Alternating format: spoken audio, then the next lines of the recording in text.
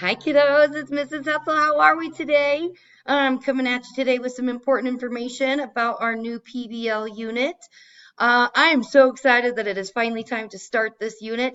I have been planning it for weeks, and I'm so excited that it's finally time for you guys to start.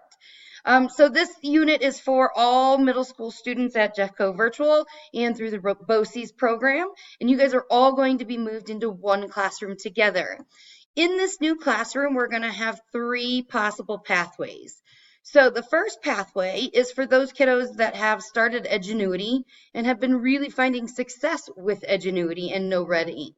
So if that is you guys, that's perfectly fine. I will keep that Edgenuity track open for you along with the No Red Ink, and that's pathway number one. The second pathway is about surviving middle school. And how do we get through middle school? Because we all know that middle school is a really tough time. So in this unit, we will be reading The Absolutely True Diary of a Part-Time Indian, where Junior, the main character, is processing middle school in his first year of high school. And we look at how he copes through all the different hardships that he goes through. And then we look at your own experience in middle school. So you'll be writing your own chapter to add to our Surviving Middle School book that we're going to be putting together. So that's pathway number two. And pathway number three is all about sharing knowledge. And why do people share knowledge? Why do we teach people how to do other things?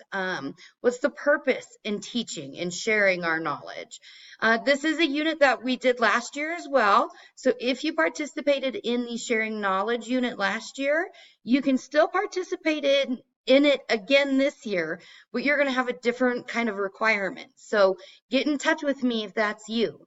But over the next several pages of materials here, you're going to see the breakdown of what's going to be expected in each of the different pathways, and then you'll be able to make your choice of how you want to proceed for the next 5 weeks.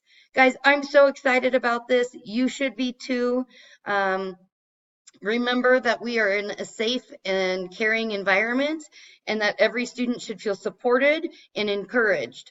So please make sure you are modeling that for your behavior, especially since we have 6th, 7th, and 8th graders all together. All right, so please everyone be positive and encouraging to your classmates. And remember, this is a hard time of year, so you're going to have to show some grit and really think about your growth mindset and know that I'm here to support you. Okay, kiddos? So on that note, get to reading the materials and instructions and reach out to me if you have any questions. My number is 720-583-5565. Love you lots, guys. Bye.